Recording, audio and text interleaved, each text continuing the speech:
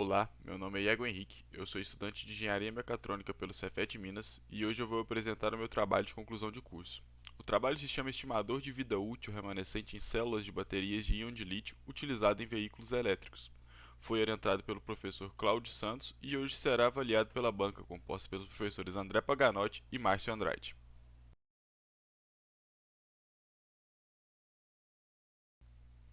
Essa apresentação está dividida da seguinte forma: uma introdução e o tema e motivação, a apresentação dos conceitos utilizados, a metodologia aplicada no desenvolvimento, a apresentação dos resultados e as conclusões e perspectivas futuras de desenvolvimento.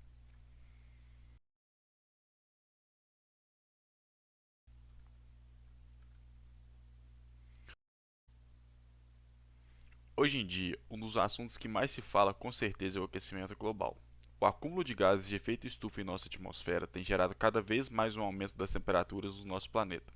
Grande parte desses gases é gerada pela queima de combustíveis fósseis, utilizados como a principal fonte de energia em muitos meios de transporte, como carros, ônibus e caminhões.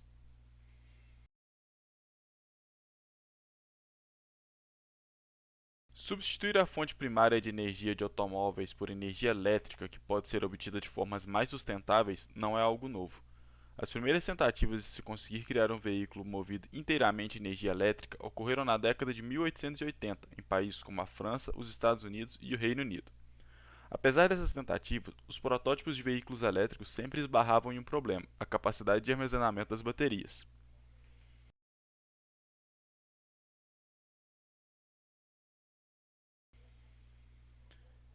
Esse problema só teve uma solução por volta de 1970, que foi o ano em que as baterias de íon de lítio, que começaram a ser desenvolvidas por Gilbert Lewis em 1912, foram amplamente difundidas no mercado e até hoje são uma das alternativas mais viáveis que existe quando se diz respeito a baterias de veículos elétricos.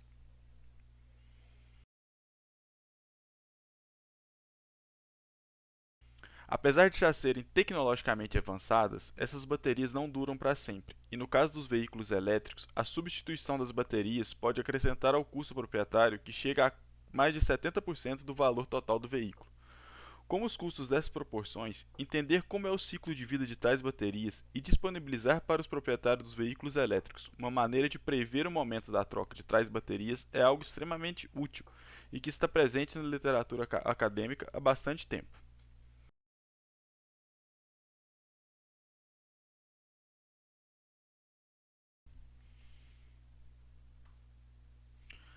Na literatura mais recente sobre o assunto, muitas técnicas de estimação do estado de vida têm sido desenvolvidas. Uma das possíveis abordagens é a desenvolvida no artigo de Shi e Kwahung, em 2018. Este artigo descreve que existe uma relação entre a curva de resposta à frequência da bateria e seu atual estado de conservação. Durante o trabalho, os autores utilizaram a frequência de cruzamento com o ângulo 0 graus como uma referência e descreveram no estudo o aumento do valor dessa frequência com o aumento do desgaste das baterias. Este método apresenta dois problemas que o desqualificam para aplicação nesse trabalho.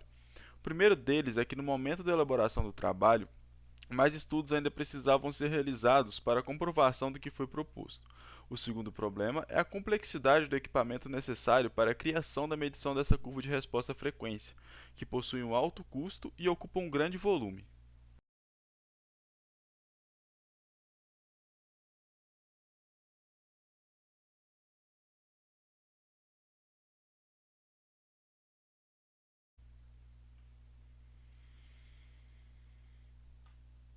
Um segundo método que também é muito utilizado é a integral da corrente de carga. Esse método consiste em somar a quantidade total de energia que a bateria absorve durante uma carga e utilizar essa constante como entrada de um modelo matemático. Essa abordagem foi descrita utilizando-se um algoritmo de aprendizado de máquina, no artigo de Shane, de 2018. O problema dessa técnica é que muitas das vezes, durante a utilização do veículo, o usuário não descarrega completamente a bateria, e como fazer os cálculos dessa constante, baseado no atual estado de carga, pode introduzir muitos ruídos no processo, ela também não será utilizada no trabalho.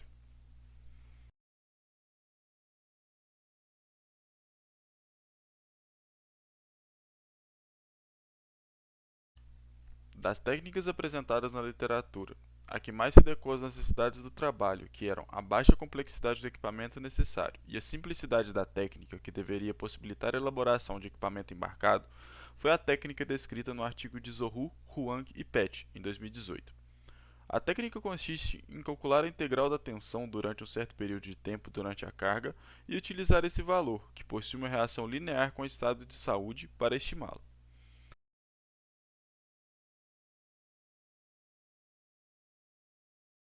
Nessa técnica, apenas será necessário medir o valor da tensão na base da célula durante a carga para estimar o valor do estado atual de saúde da bateria. Porém, no início do projeto, como a intenção era criar um medidor que pudesse oferecer a possibilidade de se aplicar outros tipos de técnicas de medição, optou-se também por medir outras variáveis. Esse processo é melhor descrito no capítulo a seguir.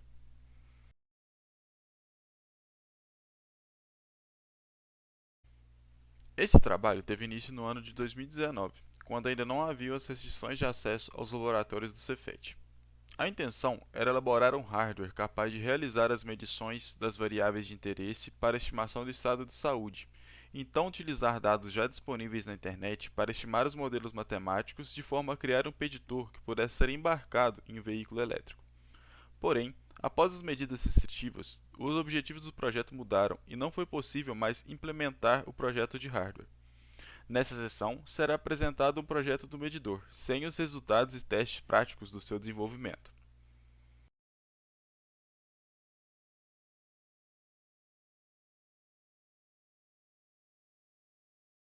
O projeto do medidor teve início com a análise das variáveis de interesse.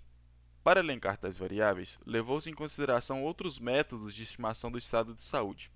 A partir dessa análise, definiu-se que as variáveis de maior relevância para a estimação do estado de saúde seriam a tensão entre os dois polos da célula, a corrente que flui entre os polos da célula e a temperatura da célula. As faixas de operação de tais variáveis podem ser vistas na tabela. Além disso, é uma necessidade de projeto que os dados sejam armazenados junto com uma referência de tempo, que será fornecida pelo microcontrolador utilizado na medição.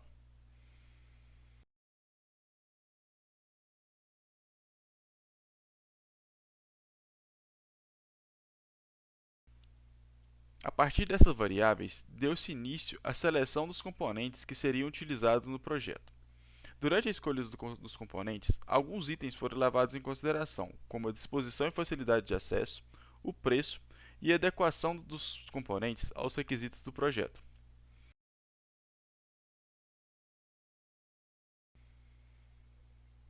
O resultado dessa seleção gerou a escolha dos seguintes componentes: um conversor digital analógico digital ADS 1115, um conversor linear de corrente para tensão ACS 723, um sensor de temperatura LM35, um microcomputador Raspberry Pi 3B+, e um shield de 4 relés.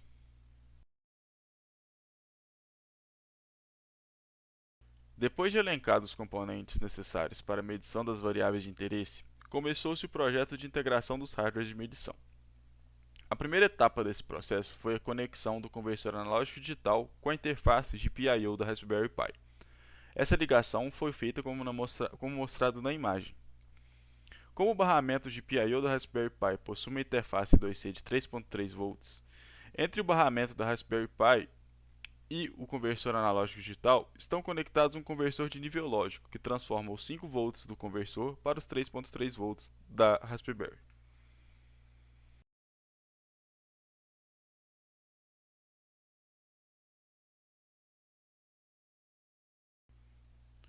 Para melhorar a usabilidade do projeto e para dar um feedback visual dos processos que estão acontecendo para o usuário, um conjunto de 4 LEDs em série com resistências foi adicionado ao barramento GPIO da Raspberry Pi. O intuito do projeto era conseguir simular por completo o processo de carga e descarga das baterias. Por esse motivo, além dos sensores, o projeto também conta com um conjunto de 4 relés que são responsáveis por realizar o chaveamento entre estados de carga e descarga das baterias, sendo comandados pelo Raspberry Pi.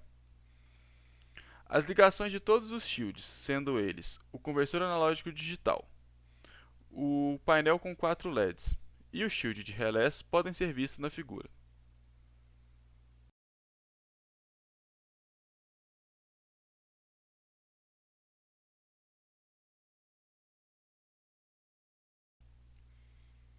A partir desse ponto do trabalho, algumas mudanças no objetivo final foram feitas em acordo com o professor Cláudio para adaptar o projeto de forma que esse pudesse ser desenvolvido sem a necessidade de acesso aos laboratórios do Cefet.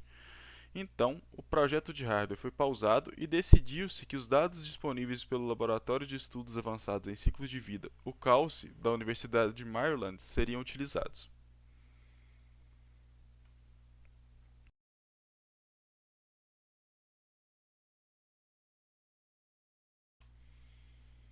Para a reprodução do método apresentado no artigo de Huang e Pett de 2018, deve-se calcular a integral da tensão durante a carga de corrente constante entre os pontos de tensão de 3.3 e 4.2 volts.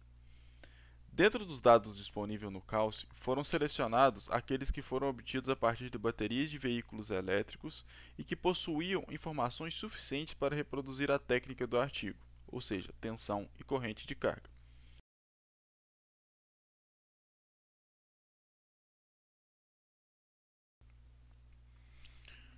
O conjunto de dados disponíveis possui dados de duas células de baterias, chamadas de CS24 e CS25. Os dados contavam com diversos outros valores, como impedância, resistência interna e outros. Porém, os mais importantes eram os dados de tensão e corrente durante a carga da bateria. A imagem mostra os dois perfis de carga de tensão e corrente, sendo em azul a linha que representa a tensão e de laranja a linha que representa a corrente.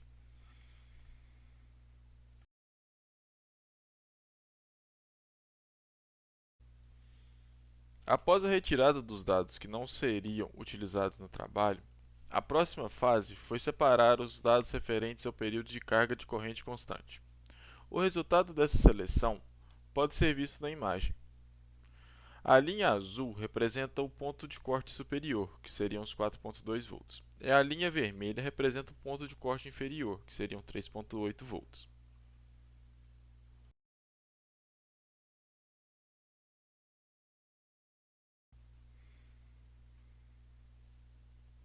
Após esse tratamento dos dados, pôde-se dar início ao treinamento dos modelos. Para treinar os modelos, separou-se os dados da integral da tensão de carga em dois grupos. O grupo de treino, que continha cerca de 70% dos dados, e o grupo de teste, que continha 30% dos dados. Como a base de dados em uso é uma base uniforme que possui uma correlação linear negativa, nenhuma correção foi necessária de ser aplicada nessa base de dados. O primeiro modelo obtido foi a partir da regressão linear de primeiro grau. Esse modelo estimou uma reta que aproxima o valor das medições e o valor do estado de saúde da bateria. O resultado da estimação do estado de vida e o intervalo de confiança da medição são mostrados na imagem. De preto está a linha que foi o output do modelo. De laranja, os dados de teste e de azul, o intervalo de confiança da medição.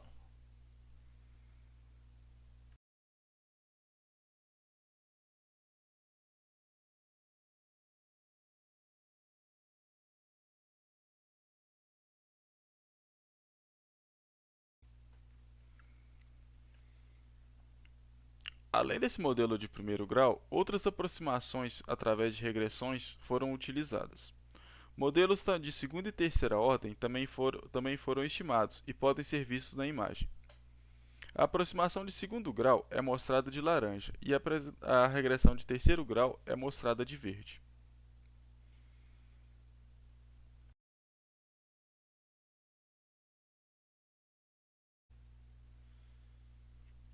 Como os modelos anteriormente apresentados não apresentaram resultados satisfatórios se comparados aos modelos do artigo de referência, decidiu-se também aplicar um modelo baseado em aprendizado de máquinas. O método escolhido foi a aproximação através de árvores de decisões. Os resultados do modelo são mostrados em laranja na figura, enquanto os dados de treino são mostrados em azul.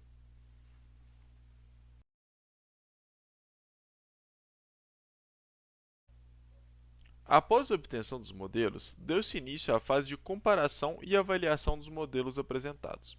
Para avaliar os modelos, os índices que serão utilizados são o EMC, ou erro médio quadrático, ERQM, ou raiz quadrada média do erro, EMA, ou erro médio absoluto, e o R2 ajustado. Os três primeiros são indicadores referentes ao tamanho do erro acumulado, Já R2 ajustado é um valor ajustado de acordo com os valores de R2 obtido entre os modelos. Nesse caso, quantos menores os valores de RM, RQM e MA, melhores são os modelos. Já de R2 ajustados, quanto maiores os valores, melhor o modelo. Como cada índice possui um viés e a intenção aqui é evitá-lo, o melhor modelo será aquele que possuir o desempenho melhor no maior número possível de índices.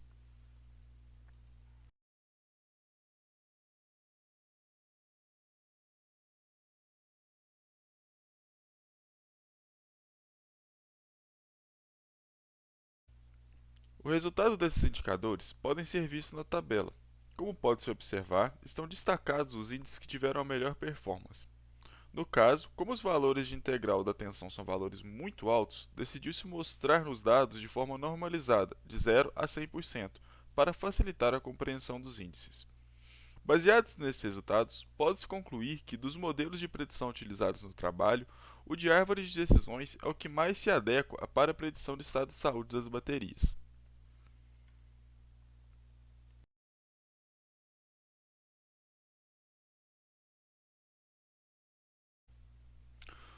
O resultado da aplicação desse modelo de estimação do estado de saúde nos dados de teste pode ser visto na imagem. Observe-se que tal modelo consegue acompanhar a tendência dos dados com mais facilidade que os modelos que foram utilizados para a comparação. Além da curva da saída do modelo, que está de laranja, também estão registrados nesse gráfico o intervalo de confiança em azul e os dados de teste, de verde. Se comparado ao modelo de regressão linear que foi proposto no artigo de Zohu, Huang e Pett em 2018, o modelo da árvore de decisão apresentou ganhos significativos em relação aos índices de erro, que chegaram na casa dos 30%. Por esse motivo, pode-se concluir que tal modelo seria o mais adequado para a estimação do estado de saúde das baterias no trabalho.